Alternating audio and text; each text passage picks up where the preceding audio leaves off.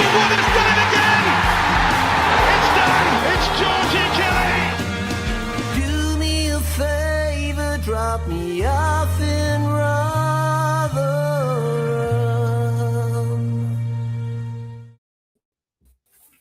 Hello, everybody. Welcome back to New York Talk. This is the Rotherham United podcast. Thank you all for being with us on what has been a very, very busy few days for Rotherham United. The last 2 weeks has seen lots and lots and lots of stuff to talk about. We will also talk about the last week or so. We'll re-round up the transfers after a chaotic deadline day, a really chaotic deadline day. And then we were left with even more news the day after. And then the day after that, even more news with injury news, which was less good. So there's lots to cover today. First of all, Mick is back. How is Mick doing? Have you recovered from deadline day? I've recovered from deadline day, mate. Yeah, it's been tough, but I've managed it. So hopefully we might get some Cardiff fans on tonight. Just as let you know, it is absolutely lobbing it down here. Oh, it is. For 3 days. So Yeah. and the forecast is for a bit more rain. Bad. You'll be pleased to know. Oh, it'll happen again. YouTube says, good evening, one and all. Interesting transfer window, absolutely. Show still asks, is it going to be? Probably. Danny's back. How's it going, Danny? Yep, going good. I'm very happy to report that hearing the forecast for rain. The sprinklers are going to be on Saturday morning. But no, I'm doing good. Like you say, Matt, it was a very chaotic few days around the end of the transfer window, both with ins, outs, and then commercial, and then everything else as well. So lots to talk about tonight. Of course there is. And who better to do it with than John? John, how is it going?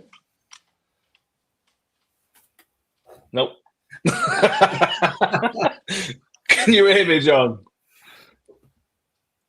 We've lost John. We had John before we started doing this. We could all hear John. We had a nice conversation. We appear to have lost John, unfortunately. We will give John a chance to sort his. We can't hear you. You're on mute, John. Can you unmute yourself? No. The New York Talks famous technical problems. Striking. I'll go through the comments.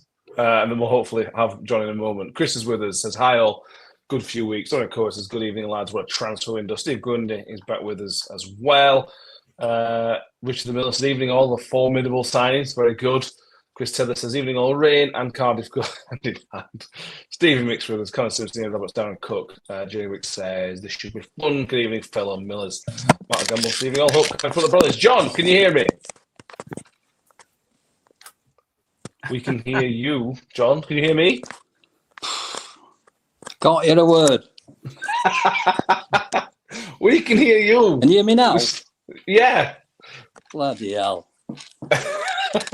keeps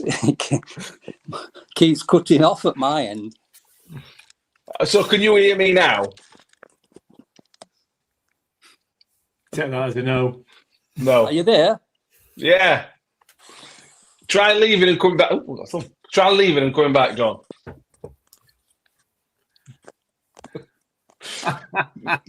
Mick, let me come to you first on deadline day. We did a 2-hour show. We got some biscuit stuff. We got biscuit chat, which was fun. Try myself a caramel penguin, which I can report is decent. Yeah, Scott can ask, how did the penguin go? I enjoyed it. I was a little bit disappointed there wasn't caramel right through the middle, actual soft caramel, but it was still decent and much better than I thought it was going to be. John, can you hear me? I've got you now. Yes. How's it going, John? I'm very well, thank you. Seems Good. to be having problems lately with my bit internet. I thought it's usually Danny, isn't it, that has this It problem. is. Yeah, It is. It's rubbed off onto me. John's very happy. Danny's very happy somebody else has taken up the mantle of technical issues. yes, very. Yeah, I mean, 2 hours we did on deadline day, Mick. Feeling positive about it. We were all very happy at the time with the 4 signings, which we'll go through step by step. But we were kind of in it doing this show. How did you kind of reflect on it after we finished doing it? Well, we've given ourselves every possible chance, haven't we, really, of making something out of this season. You know, for me, 4 signings on deadline day plus a couple before that as well. I don't think anybody can be disappointed with it.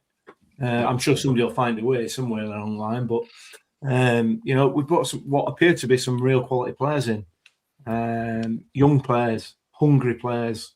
What's not to like? Yeah. No, I agree. So we've obviously got the 4 signings on the day. Obviously, if you count the previous signings, obviously it goes up to more than that. But we obviously have Duncan Watmore signed in.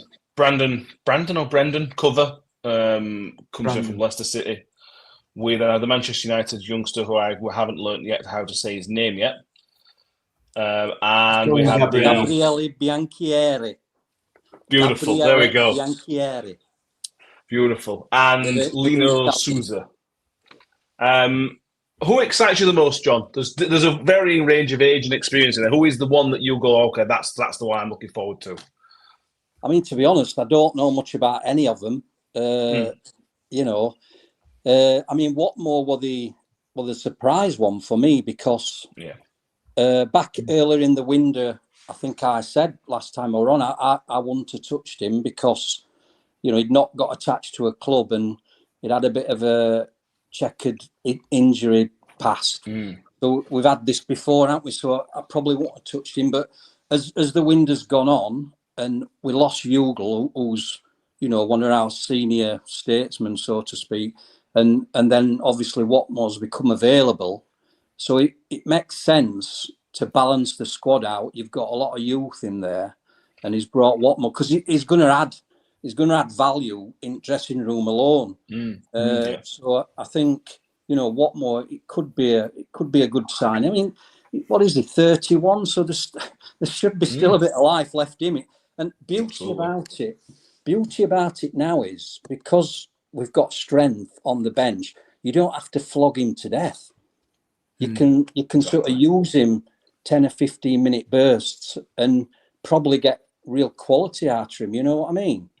So, I mean, this young lad at Man United, I mean, very highly rated. Again, we've been lucky to get him. That's obviously Amshaw's relationship with Man U at the moment. I seem to recall, what do they call the lad that used to play for us? He's academy manager at Man United, Mark Dempsey. You remember him? Okay, no. He used to play with us. Okay. I'm sure he's under 21's academy manager at Old Trafford. So whether that's the connection or whether it's just somebody Amshaw knows, but it's moving forward. It's certainly a good one to have, isn't it? And if we can get a couple more clubs in that line, it's going to help us longer term, Yeah, absolutely. Tom Kay as Man United won't be on Kerry to play almost every game, but how do you fit him into a team with Graham Numby or certain stars? Howie adds he's excited to see Ben Carey as well. Very highly rated, apparently. Yeah, Cardiff fans who came from Cardiff to Man U as a youth player. Cardiff fans were kind of surprised to see him come down to league to this level, which is generally a good sign. Scott Kent says he could have gone to Sevilla or he could have gone to Rotherham. Where are you going to pick? There's only one answer to that one, and the young boy picked the right one as well. So good lad. Duncan Watmore did the pre-match presser yesterday, Danny, and I thought speaks, as all footballers nowadays seem to do, to be honest with you, they speak pretty well. I've had my say. I'm not going to add any more to that because I'm getting bored, and I think people are getting bored listening to what I have to say. What's your thoughts on Duncan Watmore coming in and the experience, and probably a replacement, as John says, probably a replacement for Jordan Hugo's experience? I agree completely. I think he is the replacement for Hugo's experience. I think if Hugo wasn't out for basically the rest of the season, we wouldn't have touched Watmore, I don't think.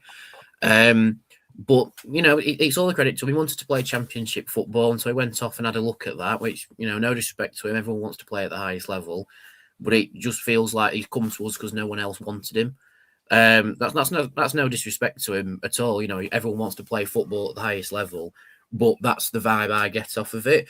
And I really hope that he puts all of the effort in the world on the pitch whenever he plays for us, just to basically show us what he's about. Show us he's not just here, just a cop for another payday, that he actually wants to help and contribute. And like you say, in his interviews, he talks well, he talks very professionally, but he's played at the highest level. So, he will be more media savvy than the young lads that we've got. But I'm looking forward to seeing what he can do and where he fits in and what he can contribute. And he's one of the few players where I sort of invite him to prove my opinion wrong of him, that he's not just here for a wage packet and to play a bit of football. He's here to contribute and help and really, show us the quality that he's got experience-wise and on the pitch. Yeah, he's an injury risk, but we've had to deal with a few of those. So I don't think he's going to be a nailed-on starter every time. He'll be that support role, if Nombe's a bit knackered or he's had a knock or one of the young lads has been bullied out of the game, something like that. But I'm happy the saga is finally finished. We can finally draw the line under it. Yeah. But I don't think I was the only person that was surprised that he was the first announcement on deadline day either. No, I think you're right. Harry says if you listen to his interview, he definitely doesn't want to stay beyond the season. But I think that's good business from us, to be honest with you. He may well stay beyond the season, we just don't know. But with his injury record, it would have all been almost reckless from the club to give him an 18-month deal anyway. Yeah. It's about he's got to prove his fitness, kind of prove his worth to the football club. So kind of no matter what he wanted, I think the club did absolutely the right thing to only give a deal to the end of the season. It might be extended, we just don't know. But I feel at the time that is absolutely the right deal to give him. It seems to be the right deal for everybody all around, doesn't it? I mean, I have no issue with the lad wanting to play higher level football and leaving it till the last minute because he can't, because nobody's willing to take him on. I would do the same. It seems perfectly natural to me. And the slot's opened up for us, hasn't it? With Hugo's injury, as everybody's pointed out. So it remains to be seen. And this is no slight on him. I don't know the bloke. It remains to be seen how professional he is. If he is the consummate professional, he comes in and does the job, which I have no reason to doubt that he won't. He's had a decent career so far at a high level. So he's got a lot of experience that he can impart on players. And I'm sure Warren, they both of them are of a similar mould in terms of the type of characters they want around the dressing room, and the likes of some of the players that we've had in the past, I don't think they would have entertained if they're not the right person, if they've not got the right personality. So I assume he's passed the personality test as well. So, what's not to like about it, really? It's a short-term deal. He's a quality footballer. Give us what you've got. See whether he does. Hopefully he will. I mean, when you look at Sousa, I think he started at Arsenal Academy, and then Villa's paid, big money for him to take him to Villa. So obviously highly rated as a youngster. I think he had a bit of an injury, so he's wanting to get back up to speed. And if he gets back up to speed with us, he helps himself and he helps us a long way as well. This is what you want, isn't it? Exactly. They've all got a point to prove. Whether it's Harry Gray and Bianchieri, the first professional club. Lino Sousa got relegated with Bristol Rovers last year, so he's got a point to prove, and we all know Watmore's point is to prove kind of fitness, and kind of he's still got it. Because I imagine having not played for a year, I imagine himself is kind of questioning, have I still got it? So more for him, as much for himself as the football club. Tom Casey might be for a payday and because of lack of options, but he does seem the sort that will give his all every game. Yeah, I agree with that. Watmore's always the one that's just runs around a lot and gives a lot of effort. He is, if anybody's not seen Duncan Watmore play before, he is a very, very different player to Jordan Hugill. He's not a hold-up player, what Hugel's meant to be. He's not going to do any flick-ons. He's pretty short, from what I remember of him playing in the past. But he's just a bag of energy, an absolute bag of energy. He can play a central striker. He can play in the wide areas as well. I don't think he'll play wing-back. I think that'd be silly. But I think he can play in an attacking wide area. And it just gives you that versatility. I imagine he could play as a 10 as well, to be honest, probably as well. So there is a lot of versatility, a lot of options in there, which is something again we've been missing, John, isn't it? We need players to play more than, and this cover as well. This cover guy as well. He can play midfield, right back, centre back, and same way Adabiega, left back, centre back, can play midfield. There's lots of versatility in the January window recruitment. I mean, I'm going to stick up for chairman again a bit here, but you've got to give him a bit of credit that he's backed Hampshire again, as he has backed all managers. He's not always got all his decisions right, but he's always backed his managers. And credit to him for backing Hampshire. And 2 permanents as well, which bodes well. I weren't really expecting that, because they sort of said January window's not the best window to bring permanents in, and we've managed to bring 2 young permanents in. Adebayo, he's sort of hit the ground running, and he got that goal, and then he's had a good chunk of playing down at Exeter, so he's buzzing for it, isn't he? And like this Cover's come in, and if his interview's got out to go, he's a very enthusiastic lad.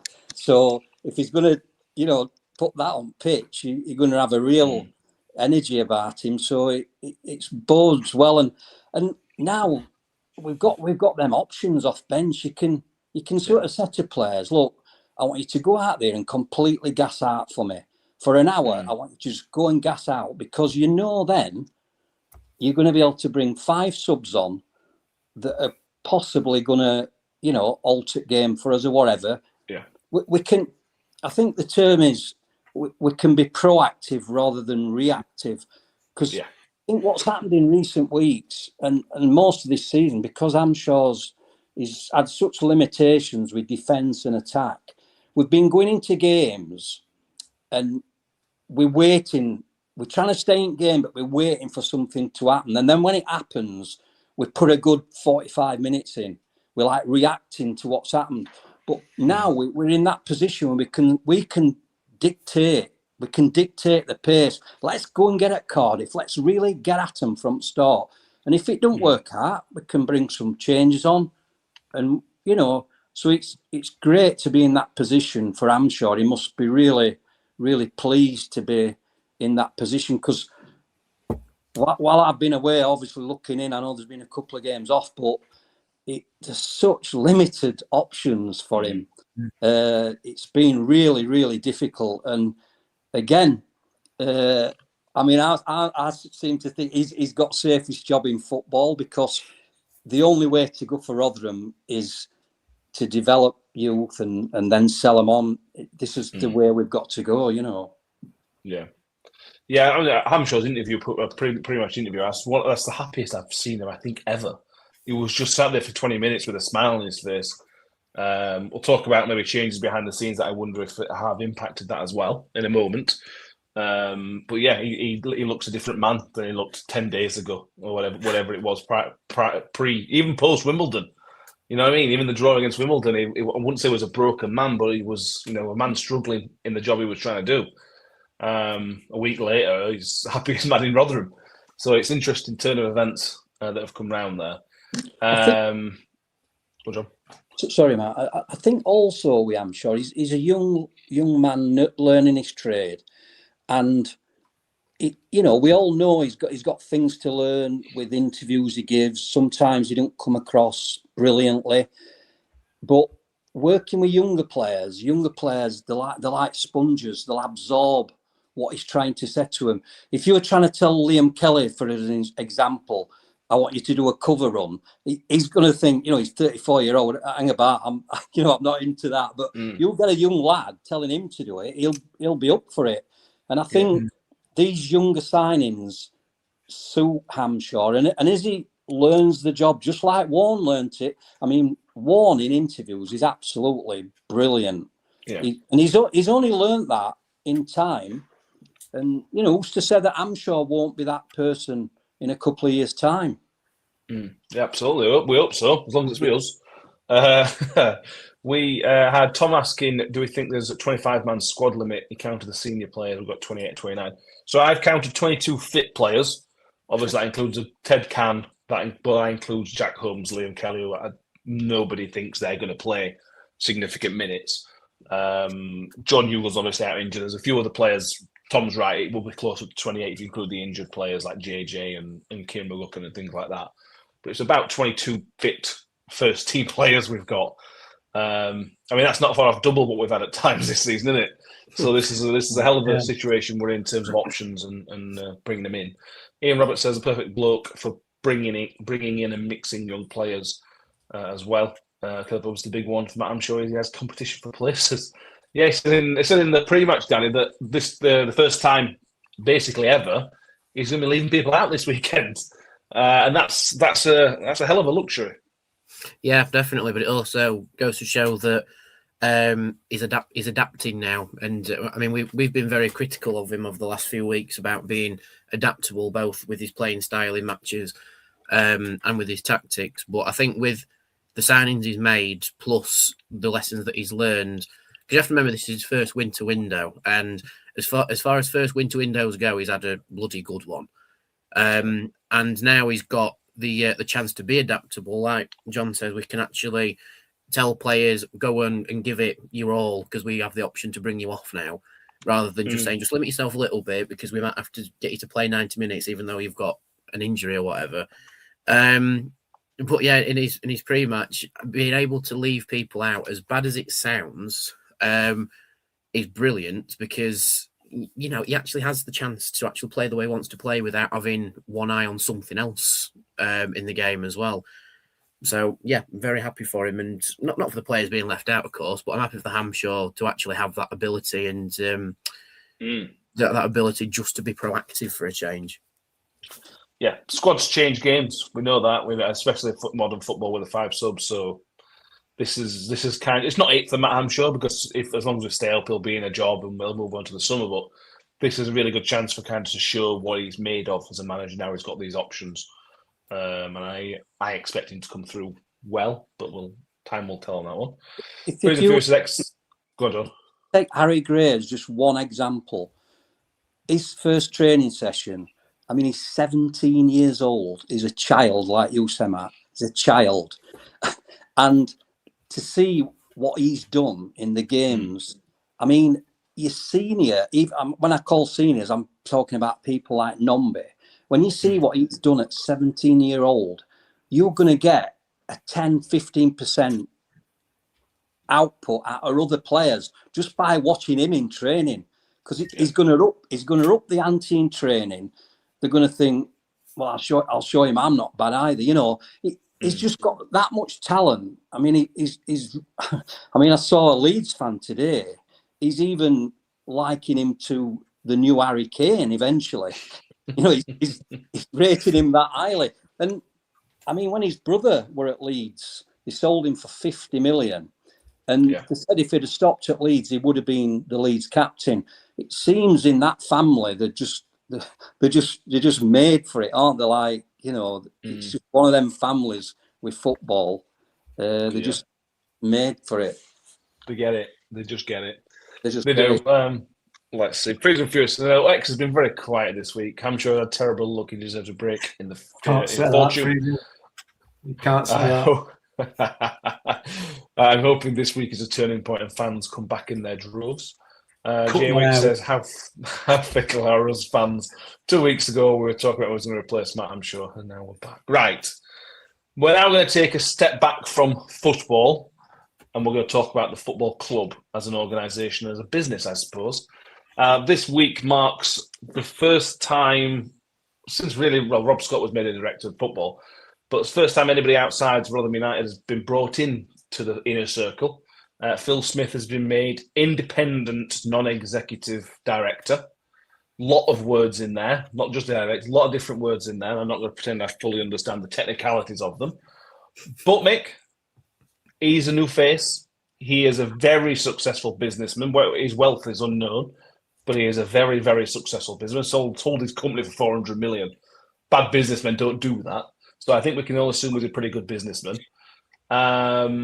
Fresh pair of eyes. When there was kind of talk when the Paul Douglas interview came out a few weeks ago, one of the things I think we talked about a lot was we just need a fresh pair of eyes.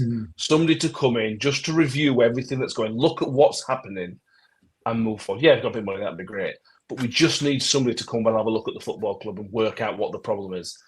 And by all accounts, this is essentially what he's been asked to come in and do. There were other things I suspect as well. But that's basically what he said he's going to come and do, is look at it, look at what's wrong, look at what's right, and move forward. What's wrong with that? I mean, I think I said this about the transfer window now. Well, what's not to like? Yeah. You know, hugely successful man, born and bred Rotherham fan, which some people probably don't think is important. I think is massively important. It's massively important because we've got Tony Stewart here who is part and parcel of this football club. You know, he won't. He needs people around him who are also part and parcel of this football club. It's no use bringing in Billy Smith from America to come and have a look at it, who has no allegiance or no interest in the football club, only the business. Phil Smith has an interest in the business. He has an interest in the football club. He has an interest in the town. You know, because it's part of his life, as it is ours. So, in terms of being the right person, I don't think there's any doubt about that. Putting aside the financial side of it, you know, with his business acumen and everything else, and his love for the football club, can't think of a better appointment. There's no doubt that the club's been kind of sleepwalking behind the scenes. It feels, well, let me rephrase that. It feels from the outside that the club's been kind of sleepwalking almost since we moved into the stadium. Realistically, we've not really exploited the facilities we've got there as well as we could. So, you know, to bring somebody in who's going to be able to do that is important, and he's going to have the chairman's ear. He's clearly got the chairman's ear, because the chairman ain't going to allow just anybody to take up that position and to take up that responsibility. And I mean, I don't know the bloke. Obviously, I've listened to his interview, and I know a little bit about his background, and he's quite clearly not somebody who's going to suffer fools, you know. Yeah. And I'm sure he's not going to be backwards at coming forwards either. Of course he won't. Those board meetings with Mr. Stewart and Mr. Smith might be interesting. It might be nice to be a fly on wall to some of them. But he's got the interest of the club at heart. That's the main thing. So that's the short term, isn't it? There's obviously the long term. The long term look at this, which it can only ever be speculation at this point. But Tony Stewart has spoken previously about succession planning, hasn't he? And yes, this I don't know whether you were going to go on to this, or you're going to. Do you want me to carry on? Carry on if you want. I don't know. No, I don't know. What are you going to say? I don't know. I've no idea. I've no idea what I'm going to say. It just comes out. I'm as surprised as you are when it gets out. So, yeah, I mean, he has spoken about leaving the club in safe hands when he does leave. And let's be fair, this looks like a pretty safe pair of hands for all the reasons that I've just suggested. Whether that's the plan ultimately is another matter. But what I would say, in my opinion, and I think he alluded to this in his interview, this is not about the money. This is not about pumping more money in, buying loads of players, buy some more players we've lost, buy another player. You know, that's not what this is about. This is going to be about making this football club an even more sustainable business, because that's what it has to be for us, for our kids and grandkids, to be able to carry on supporting this football club. It's got to still be here. So it's got to be sustainable. So I can't see at this stage a downside to it. I genuinely can't. I'm sure somebody will come up with one, but I can't. No, I agree, John. And I think you see, obviously, some people say, well, we didn't need this. We needed somebody to come and chuck loads of money at football club. And I just don't believe that, for one. But yeah, a bit extra money would be good, obviously, because you can do things better. You can put money in X, Y, and Z. But this club has been very successful on a relatively shoestring budget in modern day football. So if we can just keep that side of things as they are, but just increase those last couple of percent in how the football club's run behind the scenes. Commercially, we can obviously do better with certain things. Just maybe it's smarter in how we can do things. And if Phil Smith can be that man, I don't need his 400 million quid. I just need him to give a bit of advice and fresh pair of eyes, which will hopefully give us that extra, like I said, a few percent to take us to hopefully what is the next level. Totally agree with what you and Mick have said, 100%. I mean, I think there's probably with Terry Stewart passing, there's probably room for another member on board. That could be part of it. What I would say, we have had a non-executive director before, in a great man in Brian Chappell, a great ambassador for Rotherham United. And Brian came in, and I don't know if you know, but he did an absolutely fantastic job bringing lots of money into the club. And then obviously had his illness, so he stepped aside. So this is not the first time it's happened. I am a little bit wary. I'll put my point across and see what you think. So as a fan, we're all fans. And let's say your average earning of your fan is 30 grand a year, if your earnings. So you buy a season ticket, which is 300 quid. So it's 1% of your earnings. What the club are asking you to buy a season ticket. So you're willing to put 1% of your earnings into buying a season ticket and supporting your club. For that money, you're not guaranteed anything. You might get a promotion, you might get a relegation. You just don't know what you're going to get for that money. You want to be entertained. I mean, this guy's come in, and don't get me wrong, he must be a smart guy to do what he's done. He sold a company for 400 million. So it's reportedly he's worth 350 million. That's probably double what Tony Stewart's worth. So even if it were to give 1% of his money, that'd be like 3 million quid. For Matt Amshaw to get a full-time physio, to get a couple of analyst guys, and that would help. That would help the situation. I know he's come in and he sort of said he's an extra pair of eyes and he wants to do that. And I'm not trying to put negativity on it because I like it. I like the sound of it. But it won't go amiss if he could help in that way. You know, he's supposedly a lifelong fan. We're expected to put our money in as fans. What's not? If he does put a few quid in just to help things out a little bit. So, you know, talk's cheap, innit? Let's see what happens. It could be, because he mentioned he wants to help to take the club the next 20 years. Well, 20 years' time, Tony Stewart's going to be 100-year old. So I can't see him running us in 20 years' time. So is this the first stage of an handover of the reins? Maybe he's come in to see how Tony runs the club, because it is a very, very well-run club. So maybe this is like his apprenticeship to eventually take over. Who knows? I hope it is. It's good. Yeah. Good that a local bloke again could take us another 20 years in local hands where we know we're going to be safe. You know.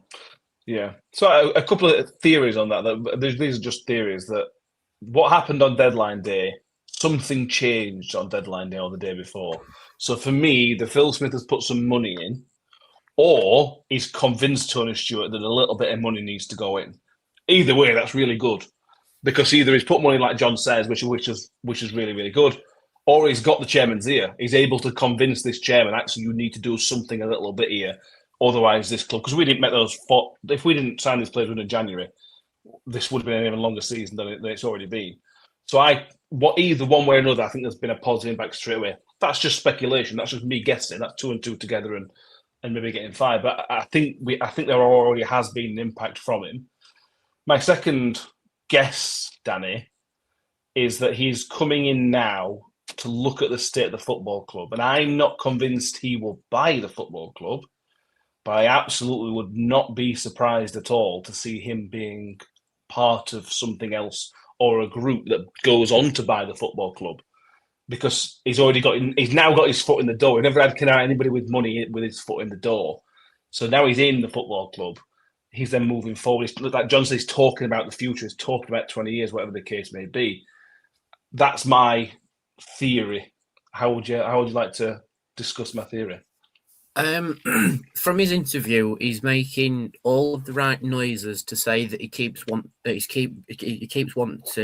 to step up his involvement in the football club. He started with Embark being front of shirt sponsor, and obviously that ended around the same time that the deal with Lloyds was starting to be brought to light.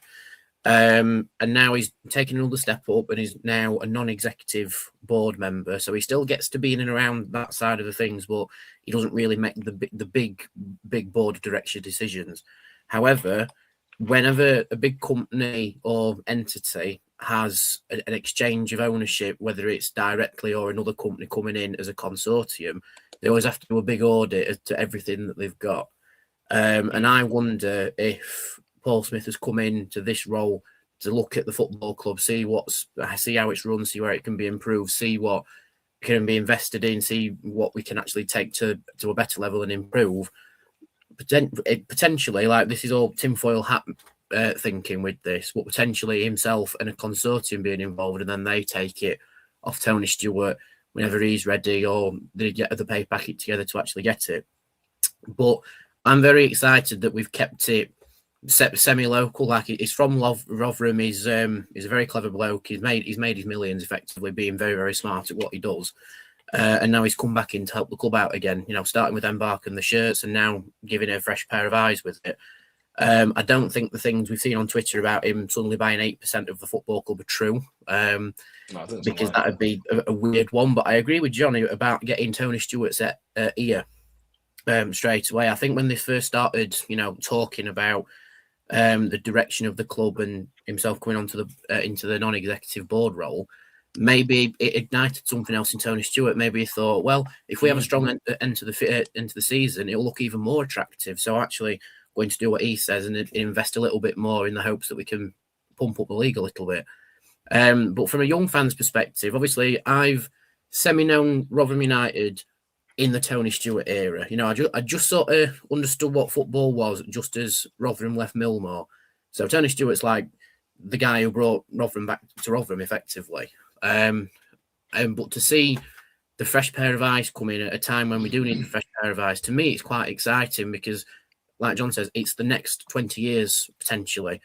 Maybe he looks at it and just goes, a bit of a hot mess this, we'll come back to it another time. Or maybe he looks at it, gives a few of his mates a ring and goes, right, lads, we're having this. Because it seems to be the thing that Paul Smith has a lot of American-based contacts, and it seems to be the Americans that are coming in and buying English clubs. I mean, look at what's happening at Colchester at the minute.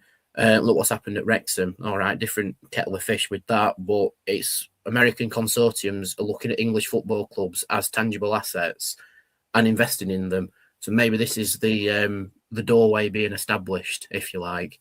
But if we can make the football club run more efficiently and at an even better standpoint than what we are, then happy days. I'm all for it. It gives Kieran Maguire something to praise us more with on his podcast, doesn't it? But no, I'm very happy about it, and I hope he does decide to stick around and carry us forward wherever he can. I think if there's one thing you could criticise Tony Stewart for, it's his short-sightedness. Just as an example, if during the transfer window, if we'd have gone to Man United and we'd have said, how much do you want for Dangor? His transfer market value is probably about £1 million. And let's say we'd have gone to Man U and we'd have said, we'll give £1 million for him. And they'd have said, all right. So we signed Dangor in January for £1 million. And we said we give Dangor a plan. We said, look, keep us up this season. We're going to have a push for promotion next season. We want you to be part of that. Play regular, play with a smile on your face. And then after next season, if we're pushing to get back in Championship, you're going to get a big move to a top-end Championship club, if not Premiership club. That £1 million becomes 3 to 5 million to us. And this is the short-sightedness that Tony has never been able to grasp, because he's not a football man. He don't understand it. He don't get it. And this kid might be a football man, and he might be able to guide us in that direction. Like, for me, and I'd be interested to hear your views on this, but my plan for Sam Nombe is, right, Sam, keep us up this season, give me another 7 or 8 goals, and then in summer, you will get your move for £2 million, and you'll double your wages, whether it's Bolton or whoever it is, and we'll shake your hand. Thanks very much. That's got to make sense for Rotherham United. I agree. And this is the short-sightedness in the club, where we've got to move forward. If, like Peterborough, as an example, have sold 17 players and made them millionaires. 17 players. They've got a knack of bringing players through and selling them on. And this is where we've got to go. We've got a young coaching team now that can work with players and improve players. And this is the ideal time now. And we can still go to Championship. It don't mean we're going to be stagnant in League One. We can still move forward, but we can make the club more sustainable. Agree. I could not agree more, John. And Nombe was a really good example, I think, of that. Few comments. Freeze and Furious, do you think Phil Smith will be some of his investors in his wealthy contacts worldwide? Harry says, I think Phil Smith's point is fantastic. None of the cost is working for free, which means he can say what he wants. Very little consequences when challenges Tony Stewart. Mark Gamble's kind of disagrees. It annoys me when the hierarchy say it doesn't need money. It clearly does. We want to win F1 race by driving away like Robin. It's not that simple, though, is it, Mark? It does need more money. 100% it needs more money. It's how you get that money, innit? And I think that's the key. Yeah. That's the key. If you're expecting a company, a consortium, a person to come in and gift money, or not you personally, but anybody, to gift money to the football club, that's not going to happen. They may well come in and lend some money to the football club, but they want a return on that, So you've got to be able to sustain making that money, and that's what that's what the plan's always been since Matt Amshaw was given the job. That's what he's always said that his plan would be, to bring in young players, develop them, sell them on at a profit. That's how the money comes into the football club, or that's how it pays for the investors. That's the return for the investors. You can't have it both ways. No, I agree. But you look at other clubs. Ipswich are obviously a bigger club, but they were bought by, I think, a Canadian investment group who made their money back probably a couple of times over. They've been in the Premier League. Danny's mentioned Wrexham. Carlisle have got American owners. That's going very badly. There's other clubs around the world. Mick, you've done a bit of a deep dive, as much as a deep dive would possibly allow you to do for Phil Smith. What's it told you about him? What's it told you about his contacts? He's on the board of quite a few other companies, isn't he? Yeah, he holds different board positions on various companies. He's got his own company as well that he still runs out of Huddersfield. It's mainly the finance sector, but being in the finance sector, his contacts are going to be global, obviously. And there's a couple of American companies who he's either on the board of or certainly closely connected with. Titan Bay, I think, is one of them, or essentially investment companies. And English football is a big topic in terms of American investment. As you've just alluded to there. I guess it depends. My understanding is what Phil Smith is. He's basically the conduit between the end result and the investors. As far as Rotherham United are concerned, that's not a bad conduit to have, is it? Because he's got a foot in certainly one camp, i.e. the Rotherham United camp. So any deal that he may or may not be involved with in the future, if there are any deals to be had, and it's speculation, at least we've got somebody fighting our corner who knows exactly what they're doing. I don't know. That's it's interesting. I don't know. It's interesting. It doors up a lot of questions, but it's something I think most fans have been asking for quite a while. It's just something different. I once went. I was at Millwall watching Rotherham a couple of years ago, and I was sat up in stand with this scout, and he was sort of asking about our club, and he knew a bit about Tony Stewart, to be honest, and he was sort of saying, that Tony puts $100,000 a month in to keep us going, type of thing, and he was sort of telling me about how Millwall worked, and they'd got a chairman that was similar sort of wealth to Tony, but they'd got like another 5 investors on the board that carried a lot of clout. So it enabled Millwall to establish themselves as a championship club. And probably this is where we've got to go. If we can get like a Phil Smith on board with his wealth behind him, not necessarily using it on us, but to have that amount of wealth, it's a nice little insurance policy to a bank that they know that we're in good hands. If you can get him and probably a couple of other companies to get involved, I mean, Ron Hull would be a perfect example, but there's no way Ron Hull would put that sort of money into Rotherham. He's just not interested. He'll back it, from buying a bloody whatever, a box or whatever, but he'd not want to get involved. He's been down that road with Booth family, and there's just no way he'd want to do it. But he's obviously, like Mick's just said, he's obviously got contacts in financial world, big companies, and if we could get, a bit more interest, it's going to bode well for clubs, surely. Yeah, Adam Firth reminds everybody that he goes on his local team, Alfreton, have been bought by Americans. It was a bigger job than they thought, and it's all gone to pot. Adam Firth, he also adds, so it's not always been a good thing. Look, nothing's ever a guarantee. I mentioned Carlisle. They're the other example of this, where they have been bought by, from what I understand, wealthy American people, and they've got relegated to this conference. I mean, being in the League One the year before. There is no magic potion. There is no magic recipe where somebody's going to come in and everything's going to be sunshine and roses. There's always a risk. That's football. Tony Stewart, it could have gone badly with Tony Stewart. It could never have, there's a possibility they would never brought us back to Rotherham. We could still be playing at Don Valley. But it did play out how we wanted it to. If Rotherham United are ever to take a step to the next level, ever, it needs a bit of a risk to be taken. And that's where we are at this stage. If we're all in League One for the rest of our lives, we'll have a football club to support, and that's a good thing.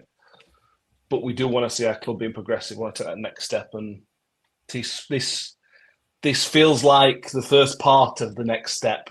If I'm honest, it's exciting. Yeah. When was the last time it's been exciting? Been a long time since it's been exciting. When Tony Stewart took over, it was relief. Because, oh my God, he saved us. This is just a relief. We're alive.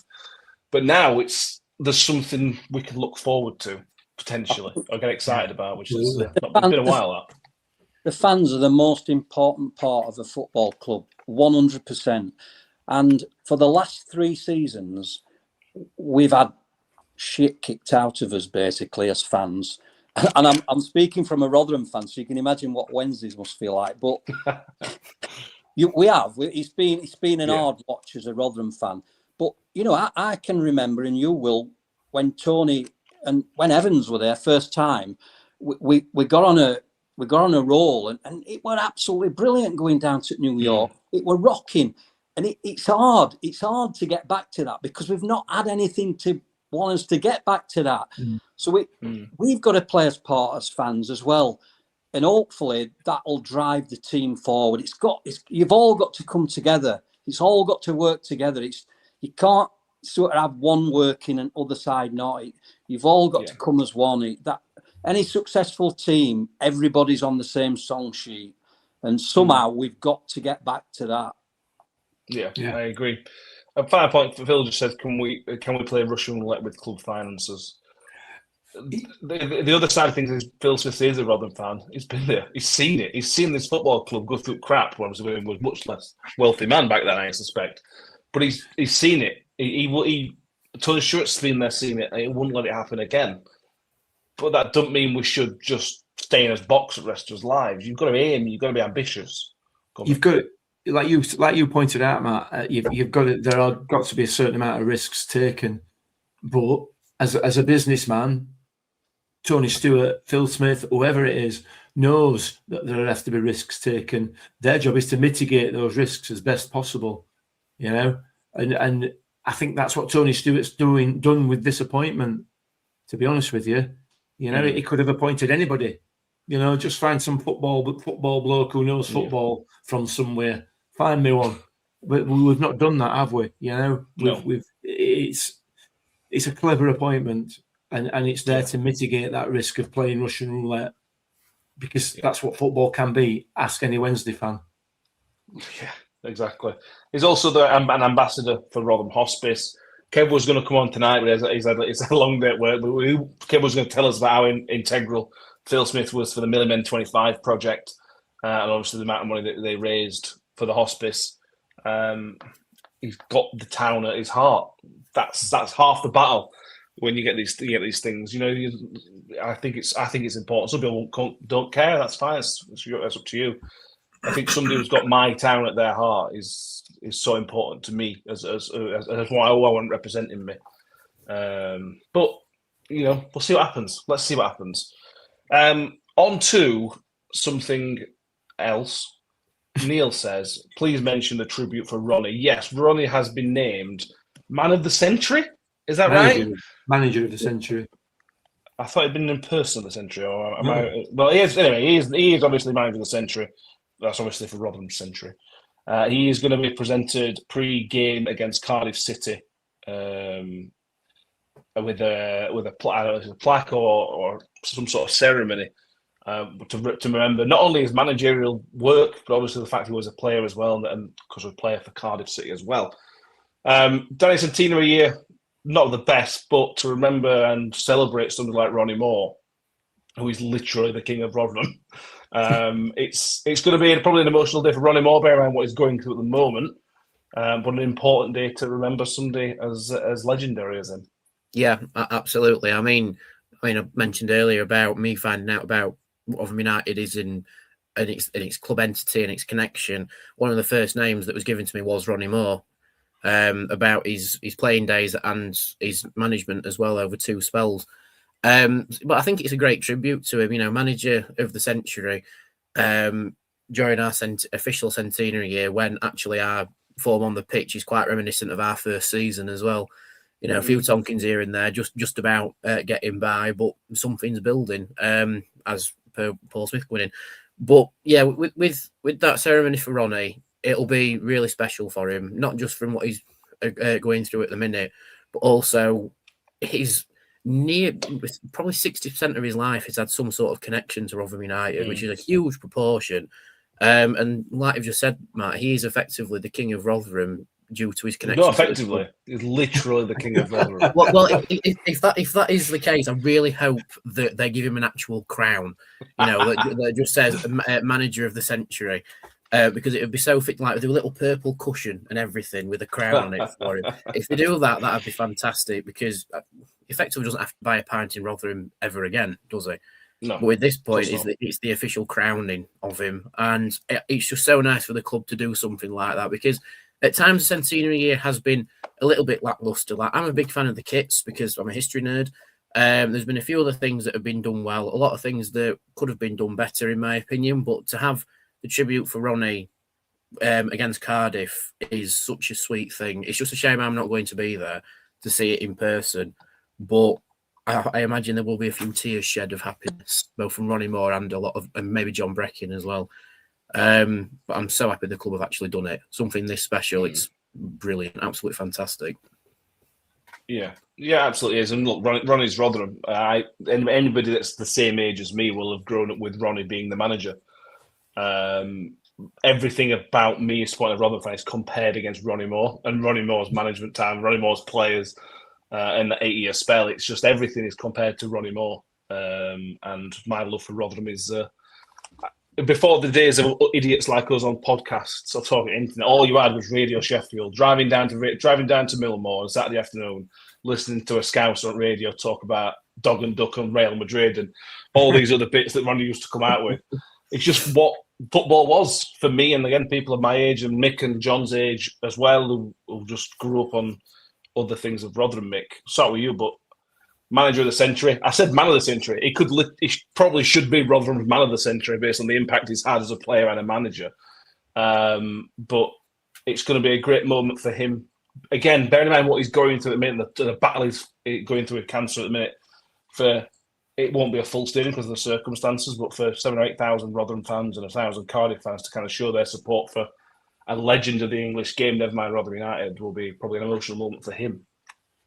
It's going to be very emotional for him, I imagine. But yeah, it's just, I can't say a lot more than has already been said. It's massively, hugely deserved. As a player, it was legendary as a player. From the 80-81 season, even if he'd never come back, he would have still been a legend of the football club. He would have still been on that walk through the car park on those things. He'd have still been there even for that.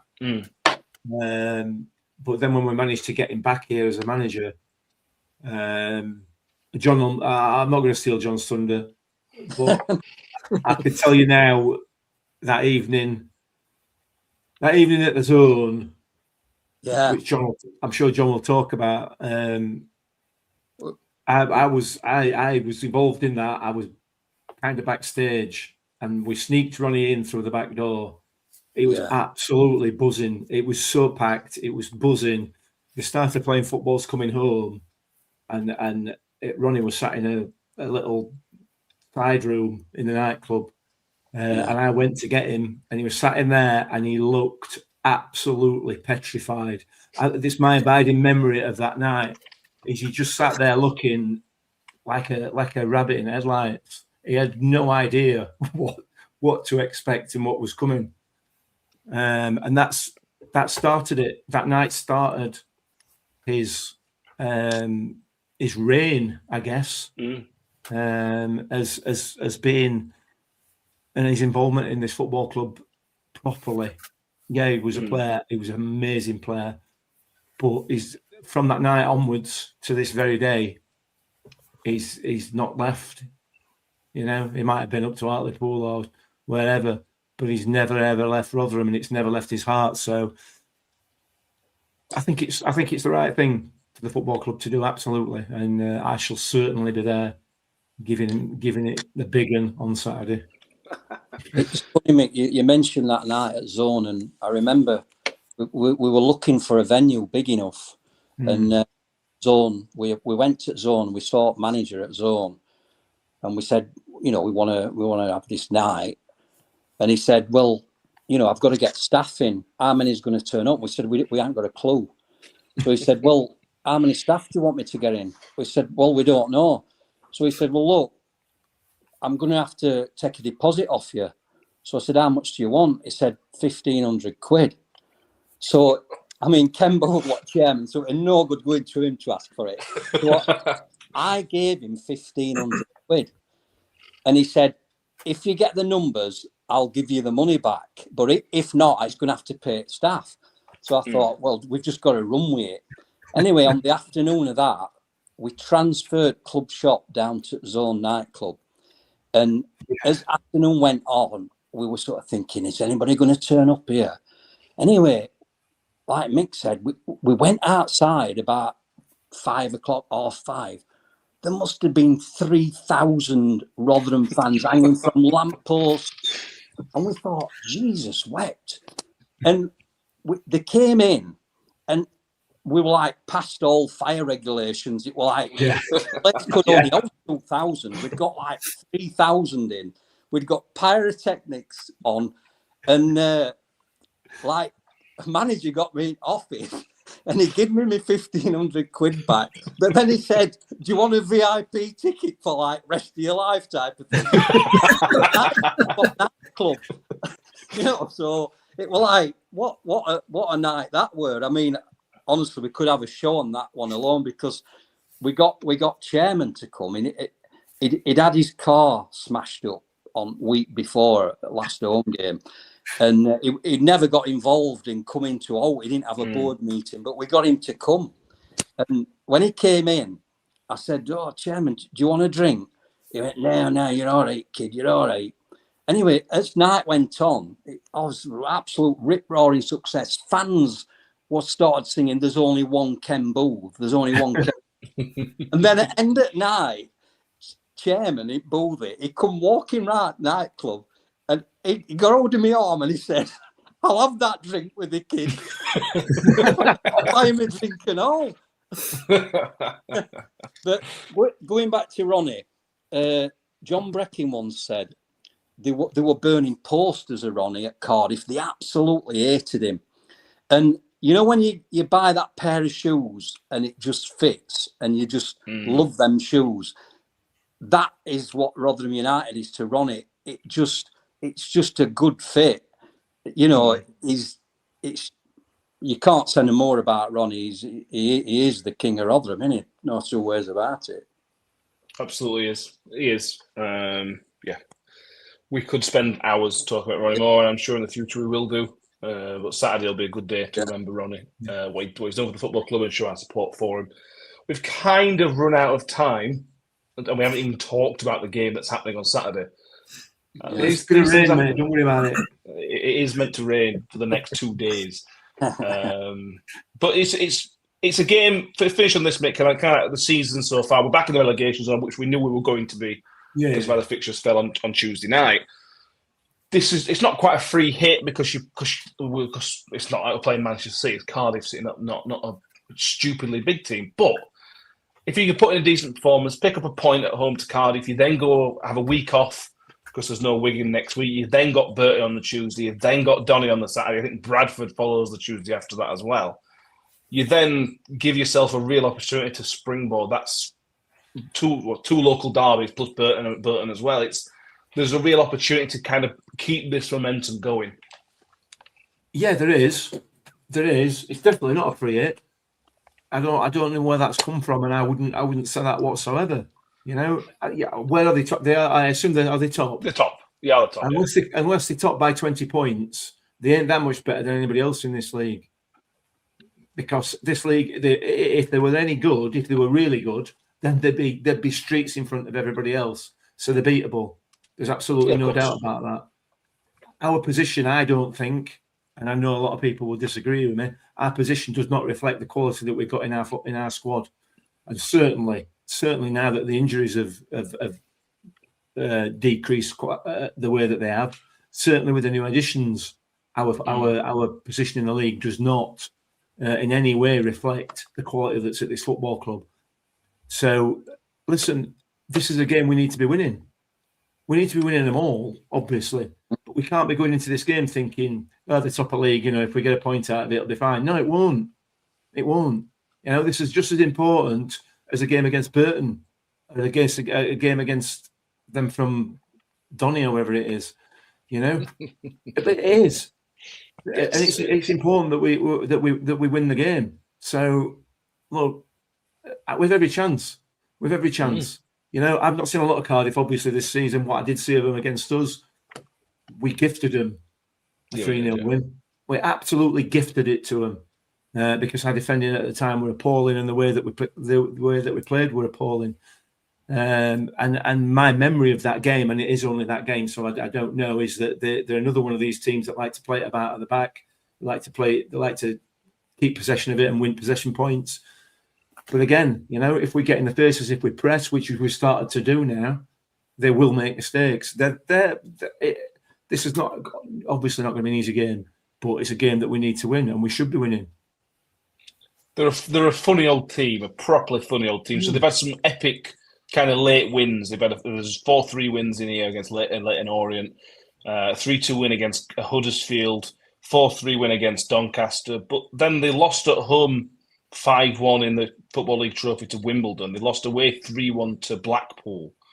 They lost in the Football League Trophy to Newport. They lost at home to Burton. They lost home to Bradford. They were a funny team, but the top of the league. You've got to take them seriously. Which was my point right at the start of this. Unless they're 20 points clear in this league, then they're not Birmingham, were they? Not Birmingham City. No, exactly. We've done the scout report. We did that with Tom. Give it a listen. I think it's interesting. He talks about them as if a team that they're going to get promoted in the sense that even when they're losing 2-0 in games, they still kind of fans have that confidence in the team. They do come back. So, if it's 2-0 with 15 minutes to go, the game's not dead and buried. The players obviously need to keep their heads on kind of thing. Go and give that a listen. I think it's an interesting listen. And we have a good laugh about Kina Tete as well. What else can you do? What else can you do but laugh? Quick run through the predictions before we go through ours. Paul V says, taking the wife when she goes, we always win. Excellent. If we win on Saturday, Paul, we'll all chip 2 for a season ticket for next year. Steve Mick goes 3-2 to the Millers. Cristiano 2-0. Scott Kent says 2-1 as well. Jerick says, let's hope we fill some of those seats and get behind them. Ian Roberts 3-1 and man of the match performance from Baptiste. Yeah, if you are thinking about winning, go on. So I know they're doing crap. But go, even if it's just to kind of show you support for Ronnie, but bear in mind the news of in the run we've been on. Get behind the players. If it doesn't work out, it doesn't work out. But this feels like a really good time to kind of get back into the football if you've dropped out, which I understand why you will have dropped out based on how bad it's been this season. Right, score predictions. I am going to go for 1-1. I think it's going to be a good game. I'm quite looking forward to this one. I expect an reasonably entertaining game. because they're, by all accounts, a pretty entertaining team. Mick, what do you reckon? I'm going with Ian Roberts. I'm going 3-1 Millers. Cool. Okay. I genuinely think that we've got a decent chance of getting something out of this game. The confidence is high. If the supporters can get behind the team as well, if we can create an atmosphere, because they'll bring a load. Cardiff will always bring a load. They've got a decent away following, so it should be a good atmosphere. Let's get behind them. This is our game to win. Okay, fair enough. Tom goes 2-2. You choose a 3-1. JB says John is a great guest, a proper old school Rotherham bloke. So let's have your prediction, John. What do you reckon for Saturday? I'm going to go same as Mick. I'm going to go 3-1. But I think more importantly for me, I want a performance. I want to clap them off at half time, and I want to clap them off at full time. I think if we get a performance, we'll win the game, as we did at Exeter. It's all about performance for me. 7, 8 out of 10 wins us that game. So yeah, 3-1. Yeah, I don't want to see us take a step back. What I would be really disappointed with is if we went on Saturday and just tried to keep Cardiff at arm's length. Yeah, I'd want to see us be aggressive, see us be a bit more proactive, Danny. And if we lose, we lose. But as long as we see that performance and see that positive energy, I'll be happy. Will you be number one and number two? Your show prediction as well. I agree with you. If we do lose on Saturday, but we've given it a right good go, then you can walk away happy. And I'm not saying like we huffed and puffed and Cardiff just took the chances better. I mean, like they get a 1-0 win and we've been solid defensively other than like one mistake or something. That to me is a proper gritty performance where they kept us at arm's length. We tried to, they snuck through, but we've put in a good shift about it. I'm happy if we lose with that. However, my prediction, seeing the positivity in the comments, positivity from you guys, and the fact that I think since the Wimbledon disappointment, we have built up a decent head of steam. We show we can fight back into games against Northampton. We absolutely, well, I won't go as far as say embarrassed, but we certainly blooded Exeter nose in their own backyard and put 4 past them. We know we play. So now it's time to face the team that isn't really nailed on to win the league, but certainly nailed on to finish strongly. It has the perfect ingredients for a real statement win, in my opinion. You know, we entertain the league leaders after built a head of steam and we win. I don't think we'll blow them away, but I think we can be positive and say the defence is looking a lot better. We've got decent strike options, midfield's strong, even though we've not got Goring at the minute. So for me, why not? 1-0 win. Fair enough. It's a reminder to Harry Gray, you're obviously a Leeds fan. I don't know if you're old enough to remember that Leeds and Cardiff have a pretty big rivalry. Just remember that. So if you get a goal on Saturday, you'll be even making Leeds fans even happier. Yeah. So do remember that, Mr. Gray. Joe says Saturday will not define the rest of our season. Let's keep the positive vibes. Absolutely. Let's be positive. Let's go for it. I prefer a 3-2 loss or a 4-2 loss than a 1-0 loss. Let's go be positive and make it an interesting game. Finally, well, we have to think of something else to talk about after this because I'm going to leave you on a bad note. The referee for Saturday is Sebastian Stocksbridge. He did the Papa John's Trophy final. It was bad in our favour actually on that day, to be honest with you, but not my favourite referee. So we had issues with him before, haven't we? We have a little bit. He's one of those that is, it's his job, but he's kind of hung around the lower leagues for a long time now. And that's generally not a great sign if you're hanging around at this level. Like Keith Stroud getting stuck in Championship, it's generally not a good sign that you're stuck around for so long and not moved up. But we'll see. We'll see. It can't be worse than some of the other referees we've had this season. No, so that's true. Touch wood. Anything else? No. Nope. Excellent. Thank you all for being with us. Like I said, do make sure you check out the Scout Report because I think it's really good. I really like speaking to Tom. I'll probably not speak to him next year because they're going to go up. But I did enjoy speaking to Tom. And if you like a Welsh accent, Tom will do that for you. So really, you've got a proper Welsh accent. So have a listen to that if you want to do as well. We're back on Saturday for the instant reaction. At least me and Mick and whoever else there outside the stadium in the cold and wet. Hopefully talking about a victory, but if not, we'll still be there either way because that's how we do things at Rotherham United. And then we're back Sunday for the full review show of the Cardiff game on Sunday. And then next week, we've got no game Saturday, so I don't know what we're going to do next Thursday. We'll think of something. Thank you very much, Mick. Thank you very much, Danny. Thank you very, very much, John. It's been fun. I've enjoyed it. We'll see everyone next time. Thank you for watching. And as always, up the Millers. Up the Millers. Comes for more. 2 for Jensen, 2 for Rotherham. Shoots. Ravel. Ambitious, but brilliant. The sweetest feeling for Rotherham United. What's got round the back? And Richard Wood has done it again. It's done. It's Georgie Kelly. Do me a favor, drop me off.